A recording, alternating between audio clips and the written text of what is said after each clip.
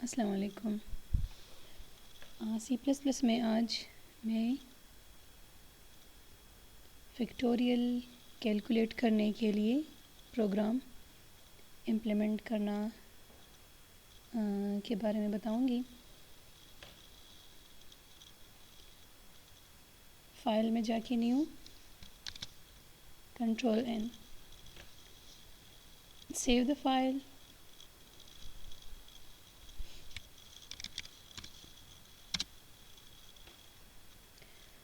और इसी तरह जिस तरह हम पहले करते थे, hash include iStream using namespace std int main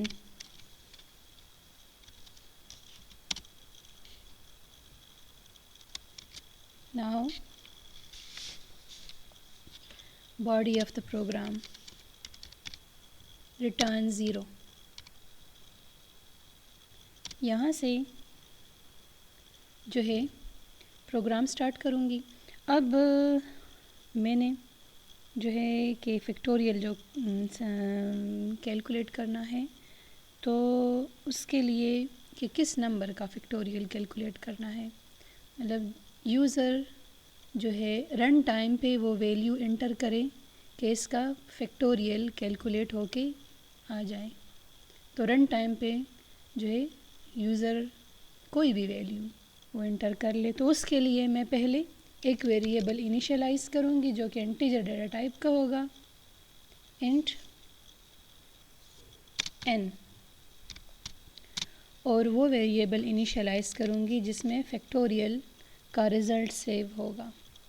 दो वेरिएबल्स में इनिशियलाइज़ करूँगी, मगर मैं फैक्टोरियल का जो है इसको मैं 1 से इनिशियलाइज़ करूँगी। इसको मैं डिफ़ाइन कर लूँगी, ये दो वेरिएबल्स। n को मैं डिफ़ाइन करूँगी किस नंबर के लिए, जो रन टाइम पे यूज़र एंटर करेगा कि इस नंबर का फैक्टोरियल फाइंड आउट करना है, और ये वो है जिसमें फैक्टोरियल का रिज़ल्ट। तो अब मैंने 1, अक्सर हम जब कभी कोई समेशन लेते हैं तो हम इसको इनिशियलाइज़ अगर डिफ़ाइन करके हम अगर उसको इनिशियलाइज़ करना चाहें तो सम को हम 0 से करते हैं, तो 0 के साथ जो भी ऐड होगा तो वही नंबर आ जाया करेगा, मतलब 0 से उस पर इफ़ेक्ट नहीं पड़ता। और फैक्टोरियल के केस में हम कोई भी चीज़ 1 से मल्टीप्लाई करें तो उस पर इफ़ेक्ट नहीं पड़ता, इसलिए। और ये इसलिए करते हैं कि कोई गार्बेज वैल्यू ना इसको असाइन हो जाए फैक्टोरियल के वेरिएबल को। अब मैं ऐसा मैसेज जो है यूज़र के सामने आ जाए कि inter any value for factorial. अब फैक्टोरियल के लिए कोई वैल्यू एंटर करे, /t स्पेस दूंगी ताकि ज़रा पता चले कि जो इंटर्ड वैल्यू है बीच में इस मैसेज और इंटर्ड वैल्यू के दरमियान कोई ज़रा स्पेस हो कि विजिबिलिटी का इशू ना हो। मैं इसको ज़रा थोड़ा सा जूम इन करती हूँ। फिर अब वो नंबर जो है वो इस स्टेटमेंट से रीड होगा और n के अगेंस्ट वो नंबर इंटर्ड होगा। ये मैसेज आएगा inter any number for factorial, और फिर इस स्टेटमेंट के थ्रू वो नंबर कीबोर्ड से रीड होगा। अब हमने क्या करना है कि वो n है, सपोज़ वो 3 है, 4 है, 5 है, जो भी है, तो लूप उस तक चलेगा। सपोज़ अगर 3 का फैक्टोरियल है तो फैक्टोरियल क्या होता है, उस 3 तक जितने नंबर्स आ रहे हैं वो सब मल्टीप्लाई होंगे आपस में, मतलब 1 × 2 × 3। अगर 4 का फैक्टोरियल है तो 4 का फैक्टोरियल 1 × 2 × 3 × 4 मल्टीप्लाई इस तरह होगा।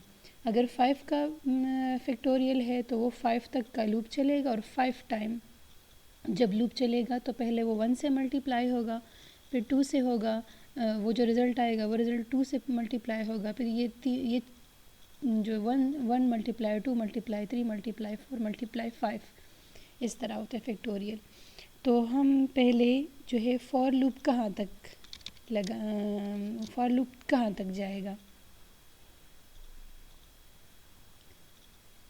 लूप हमारा, पहले हम इसको इनिशियलाइज़ करेंगे, काउंटर को इज़ इक्वल टू 1। ज़ीरो से इसलिए नहीं करेंगे क्योंकि वो मल्टीप्लाई होगा, ये जो 1 से लेके जो फैक्टोरियल का नंबर है वहाँ तक होगा। तो अगर मैं ज़ीरो से इनिशियलाइज़ करूँगी तो वो सारा तो फिर आपस में मल्टीप्लाई होकर ज़ीरो आ जाएगा, इसलिए मैं इसको 1 से इनिशियलाइज़ करूँगी। पहले वो 1 से ये वो आई है जिससे ये जहाँ तक ये लूप चलेगा, जो कि एक्चुअल नंबर होगा, जो एंटर्ड नंबर है उस तक ये लूप चलेगा। तो ये 1 से इनिशियलाइज़ करूँगी और आई कहाँ तक जाए, जो हमने नंबर एंटर किया है, I less than or equal to N, N तक जाए। अब अगर एन 3 है, अगर 4 है तो 4 तक जाएगा, 10 है तो 10 तक जाएगा। तो 10 तक है तो 1 multiply 2 multiply 3 multiply 4 multiply 5 up to सारा मल्टीप्लाई जो जितना भी है मल्टीप्लाई 10 तक हो जाएगा। और है फिर आई प्लस प्लस। अब ये हमने कैलकुलेट कैसे करना है,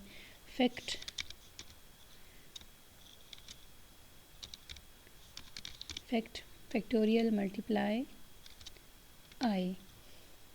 अब इसका ये कॉन्सेप्ट है कि फैक्टोरियल में हमारे पास इनिशियली इस फैक्टोरियल में 1 है, इसमें भी 1 है।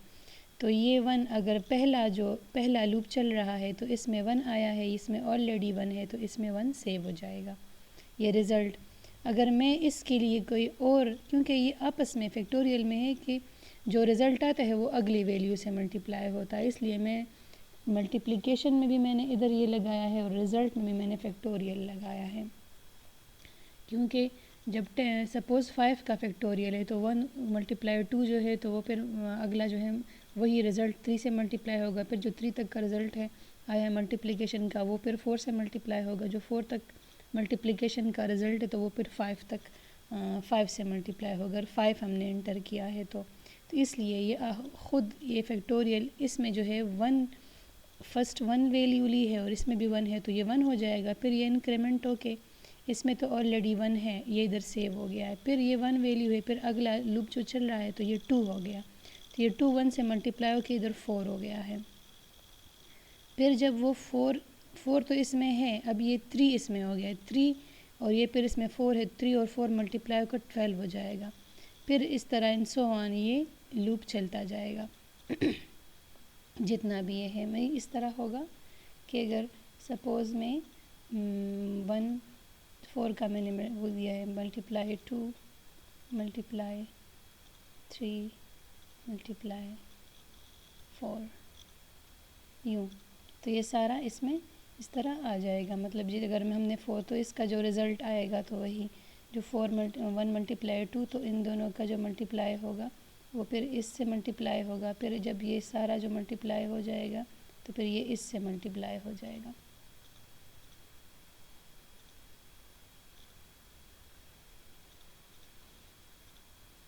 फिर इसको जो है हम सी आउट स्टेटमेंट से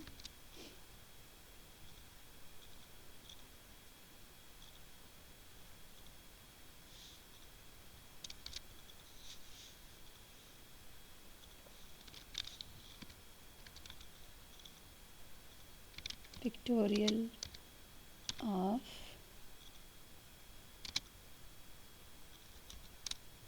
फॉलोड बाय, जो एन एंटर हुआ है वो जो भी होगा, followed by fact.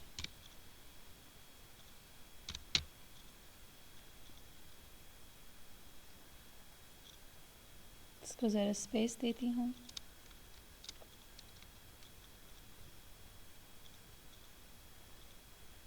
/t।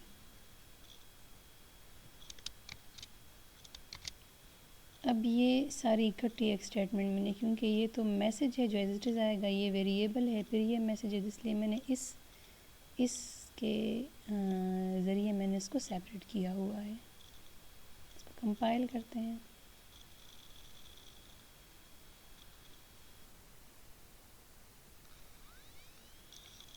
Return spelling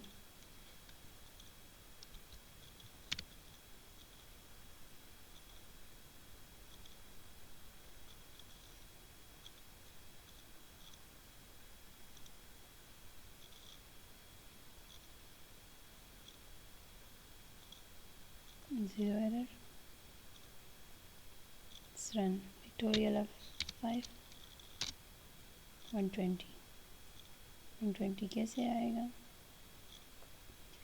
1 multiply 2 तो 2 हो जाएगा, फिर मल्टीप्लाई 3 तो 2 मल्टीप्लाई 3 वही 6 हो जाएगा, फिर 6 मल्टीप्लाई 4 तो वही इस तरह 6 मल्टीप्लाई 4 एंड सो ऑन, जिस तरह ये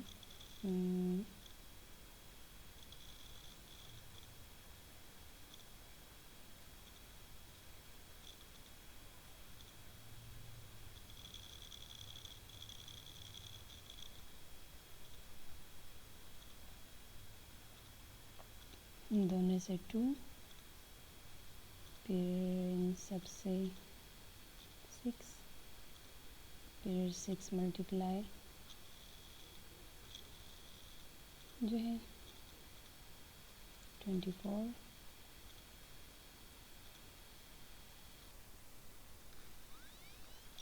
फिर ये 24 जो है इससे मल्टीप्लाई हो गया 5 से, तो वो 120 आएगा।